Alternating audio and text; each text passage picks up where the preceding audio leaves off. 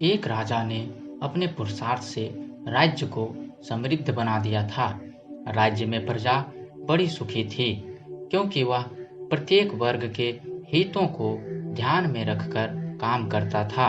जब राजा वृद्ध हुआ तो उसे योग्य उत्तराधिकारी की चिंता सताने लगी, क्योंकि उसे लगता कि योग्य उत्तराधिकारी के बिना सुव्यवस्था कुव्यवस्था में बदल जाएगी और प्रजा की परेशानी बढ़ जाएगी। हालांकि राजा का एक बेटा था, किंतु वह अत्यधिक आलसी और कर्महीन था।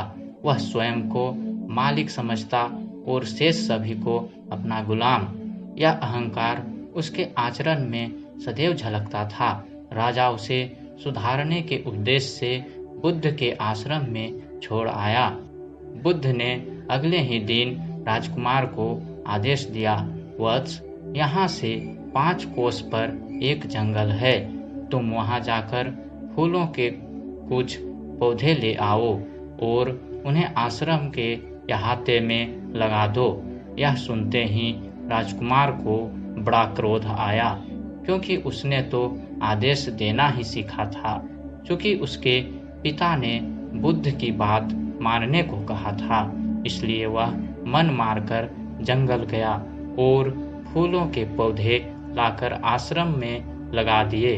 राजकुमार ने उन्हें सींचा और जानवरों से बचाने के लिए उनकी रात दिन रखवाली की।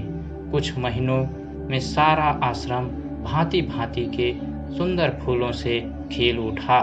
राजकुमार अपनी मेहनत का ऐसा फल देखकर बहुत प्रसन्न हुआ। बुद्ध ने उसे शाबाशी देते हुए समझाया, वत्स, याद रखो, जो सोता है उसका भाग्य भी सो जाता है और जो चलता है उसका भाग्य निरंतर उसके साथ चलता है। अब राजकुमार कर्मठ बन चुका था। राजा को अपना योग्य उत्तराधिकारी मिल गया था। कर्म सफलता की पूंजी है, अतः सदैव कर्मरत रहना चाहिए।